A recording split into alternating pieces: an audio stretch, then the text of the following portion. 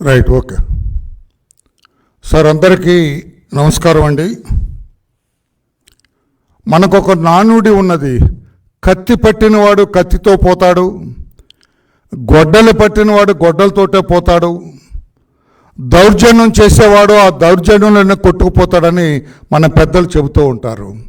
ఆ రకంగా ఈ రోజున తన సొంత సామ్రాజ్యం, ఈ సామ్రాజ్యంలో నాకు ఎదురు లేదు అని ఇష్టానుసారంగా వ్యవహరించిన మాచర్ల శాసనసభ్యుడు పిన్నెల్లి రామకృష్ణారెడ్డి గారి దౌర్జన్య కాండ, అతని దుర్మార్గపు చర్యలు ఒకటొకటి బయటపడుతూ ఉన్నాయి. అతను ఎంతటి దుర్మార్గం చేశాడు, ఏ రకంగా వాళ్ళు వ్యవహరించేవాళ్ళు, అతను కానీ అతని తమ్ముడు కానీ అతని అంతేవాసులు కానీ ఏ రకంగా ప్రవర్తించారు, ప్రజల్ని ఏ రకంగా భయభ్రాంతులను చేశారు, అక్కడ పోలీసు శాఖను ఏ రకంగా నిర్వీర్యం చేశాడు, ఒక అసమర్థ శాఖగా దాన్ని మార్చివేశారో, ఇవన్నీ కూడా ఒకటొకటే బయటకు వస్తున్నాయి. బాధితులు ఇప్పుడు ఎప్పుడైతే అన్నదమ్ములు పరారులో ఉన్నారో, ఎప్పుడైతే పోలీసు శాఖ కొంచెం జూలు విదిల్చి కొంచెం ధైర్యంగా ఉన్నదో, ఎప్పుడైతే ఎలక్షన్ కమిషన్ ఒక ప్రక్క, పోలీసు శాఖ ఒక ప్రక్క ఈ అన్నదమ్ముల్ని వేటాడుతూ కనిపిస్తే అరెస్ట్ చేస్తాం, కనిపిస్తే కాళ్ళెరగొట్టి లోపల పడేస్తామనే రీతిలో వ్యవహరిస్తుందో, ఇప్పుడు ధైర్యం వచ్చింది. ఒక్కొక్కరు బాధితులు ఎవరైతే వారికి భయపడి పరారయ్యారో, ఎవరైతే వాళ్ళకు భయపడి ప్రాణాలు అరచేత పట్టుకొని వెళ్ళిపోయారు ఇతర ప్రాంతాలకు, వాళ్ళందరూ కూడా ఒక్కరొక్కరే వస్తూ ఉన్నారు, ధైర్యాన్ని కూడగట్టుకొని వస్తూ ఉన్నారు. ఇక ఏం పర్వాలేదు, వాళ్ళ ఆటలు సాగవు, వాళ్ళ కోరలు పీకేశారు అని ధైర్యాన్ని తెచ్చుకొని ముందుకొచ్చారు. అందులో భాగమే ఇక్కడ ఒక బాధితుడు ఉన్నాడు. ఆ బాధితుడిని ఏ రకంగా ఇబ్బంది పెట్టారో అతని మాటల్లోనే వినాలని అతన్ని ఇక్కడికి రప్పించడం జరిగింది. అతను ఇక్కడికి వచ్చాడు, మీరు అతని మాటల్లోనే వినాలని తెలియజేస్తూ, తమ్ముడు నీ పేరేంటి? నోముల మాణిక్యరావు సార్. నోముల మాణిక్యాలరావు. నీకు భార్యాబిడ్డలు ఉన్నారా? ఉన్నారు సార్. ఎంతమంది పిల్లలు? 2 మగపిల్లలు సార్. భార్య, 2 మగపిల్లలు ఉన్నారు. నా భార్య పేరు నోముల ఎల్లేశ్వరి, పిల్లల పేరు నోముల చందు, నోముల సాల్మన్ రాజు. వాళ్ళని పిల్లలు చదువుకుంటున్నారా? చదువుకుంటున్నారు సార్. ఓకే. మీ క్యాస్ట్ ఏంటి? అంటే అడగకూడదు, క్యాస్ట్ తప్పదు మరి. మీ క్యాస్ట్ ఏంటి? SC Madiga sir. SC Madiga. Okay. నీ పిల్లలు ఏం చదువుతున్నారు?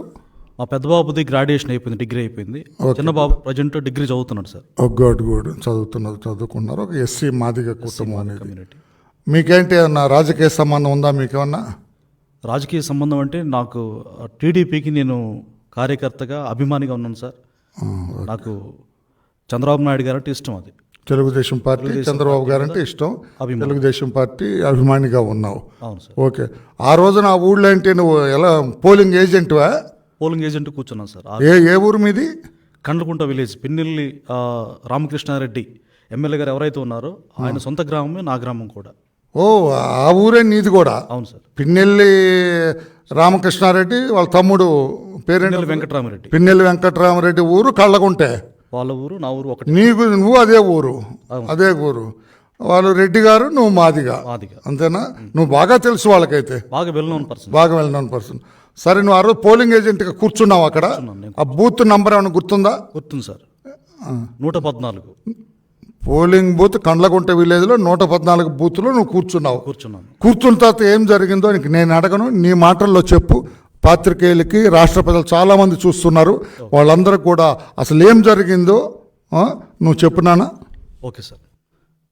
మొట్టమొదటిగా రాష్ట్ర ప్రజలందరికీ నా నమస్కారాలు తెలియజేస్తున్నానండి.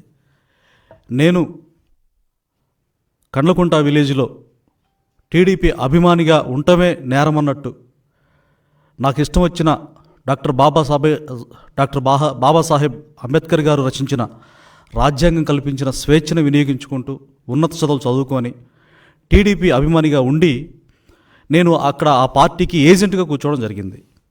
అయితే ఇక నేను నేరుగా జరిగిన విషయం చెప్తాను. ఏజెంట్గా కూర్చుంటే పిన్నెల్లి వెంకటరామరెడ్డి గారు, ఎమ్మెల్యే రామకృష్ణారెడ్డి తమ్ముడు డైరెక్ట్గా పోలింగ్ బూత్లో నేను కూర్చున్న 114 పోలింగ్ బూత్లోకి వచ్చి, ఎరా మాదిగనా కొడక, నీకు మాకు వ్యతిరేకంగా నువ్వు పోలింగ్ బూత్లో ఏజెంట్గా కూర్చునేంత ధైర్యమారా నీకు, ఎన్ని గుండెలరా నీకు, నియోజకవర్గం ఏమంటే గడగడ వణికిపోతుంది, ఎంత ధైర్యం రా నీకు అని చెప్పి నానా దుర్భాషలాడాడు. ఆ ఆడే క్రమంలో ఇంకో అతను పక్కనే వచ్చి, ఆయన 300 మంది వచ్చాడు, బయట మొత్తం మంది మార్బలం ఉన్నారు ఆయుధాలతోటి. అలాగే అతనెమ్మటి లోపల బూత్లోకి 6 వ్యక్తులు వచ్చారు. ఆ 6 వ్యక్తుల్లో ప్రధానంగా దేశిరెడ్డి నాసరెడ్డి అనే ఒకడు నన్ను, అరే నా కొడక, నిన్నే అనేది వినిపిస్తుందా, నీకు అర్థమవుతుందా, ఈరోజు సాయంత్రం 5 గంటల లోపు నీ డెడ్ బాడీ ఉంటుంది, నీకే ఇక నువ్వు పోలింగ్ బూత్ వదిలిపెట్టి వెళ్ళే ప్రసక్తే లేదు, నీ శవమే వెళ్ళొద్ది, 5 గంటల లోపు నిన్ను చంపి ఏట్లో పడేస్తాను నా కొడక అని చెప్పి నానా భాషలు తిట్టారు. నేను ప్రశ్నించాను, ఏం భయపడలేదు, ఎందుకంటే నాకున్న స్వేచ్ఛనే కదా, నేను ఏం తప్పు చేశాను, ఎందుకు నన్ను ఇట్లా మీరు నన్ను దుర్భాషలు ఆడుతున్నారు, బెదిరిస్తున్నారు అని అంటే, అప్పుడు ఎరా నా కొడక, ఇక్కడ మా ఊర్లో ఎన్ని గుండెలు నీకు అని చెప్పి మళ్ళా వెంకటరామరెడ్డి షర్టు పట్టి లాగి ఈడ్చే ప్రయత్నం చేశాడు. నేను మళ్ళీ వెంటనే విదిలించుకొని ఎమ్మటే అక్కడ కూర్చొని, తర్వాత అక్కడ వెబ్ కాస్టింగ్ జరుగుతుంది, సమస్యాత్మకమైన ప్లేసుల్లో వెబ్ కాస్టింగ్ జరుగుతుంది, అక్కడ నా ఆవేదన చెప్దాం, పోలింగ్ అధికారులు వింటారు, తర్వాత వీడియో ఫుటేజ్ తెలిసిపోతుందని చెప్పేసి కెమెరా దగ్గరికి వెళ్తే అక్కడ ఫస్ట్ నుంచి పవర్ లేదు, వెబ్ కాస్టింగ్ పనిచేయట్లేదు.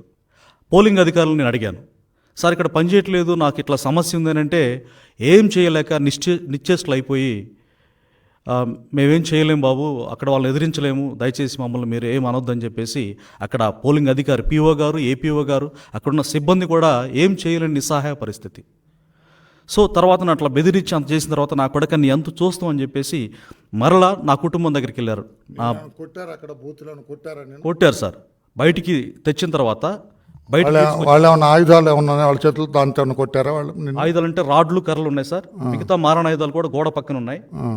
ఫిజికల్గా ఎలిమినేట్ చేస్తామని చెప్పేసి వాళ్ళు ఫస్ట్లోనే కొట్టారా?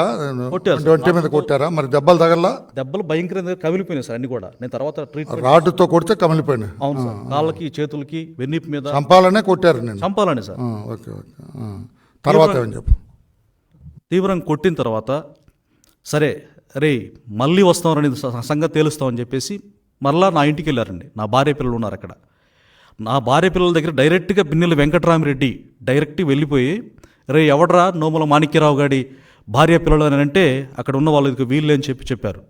చెప్పినప్పుడు నా భార్య భయంతో, అయ్యా ఏంటయ్యా అని దగ్గరికి వెళ్తే నా పిల్లలు కూడా, ఏమ్మా ఎవరు ఇంతే అన్నాడంట. ఏమ్మా ఎవరిని పిల్లలు అని గట్టిగా అడిగితే, అయ్యా నా పిల్లలు ఏం చేశారు, ఏం జరిగిందయ్యా అని చెప్పేసి అడుగుతూ ఉంటే మా పెద్ద బాబుని, ఎరా నా కొడక, మీ నాన్నకి మాకు వ్యతిరేకంగా ఏజెంట్గా కూర్చునేంత ధైర్యం ఎక్కడి నుంచి వచ్చిందిరా, ఎన్ని గుండెలరా నీకు అని చెప్పేసి తిట్టాడంట.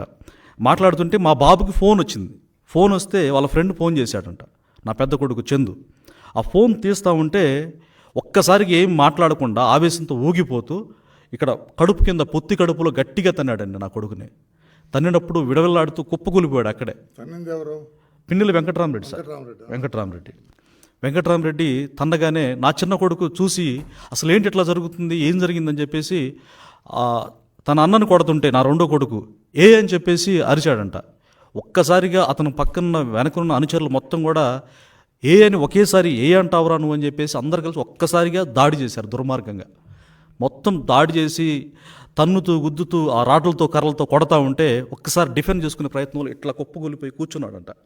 నా భార్య బోర్ను ఏడ్చుకుంటూ, అయ్యా నా బిడ్డలను కొట్టొద్దని ఇట్లా అడ్డుపడి నా భార్య వాళ్ళని కప్పే ప్రయత్నం చేస్తే నా భార్యను కూడా కొట్టారు. తనకి గొంతు కింద గాయాలు కూడా అయ్యాయి. తీవ్రంగా కొట్టి నా పెద్ద కొడుకుని వెంటాడారు. వీధుల్లో బట్టి పరిగెత్తుతూ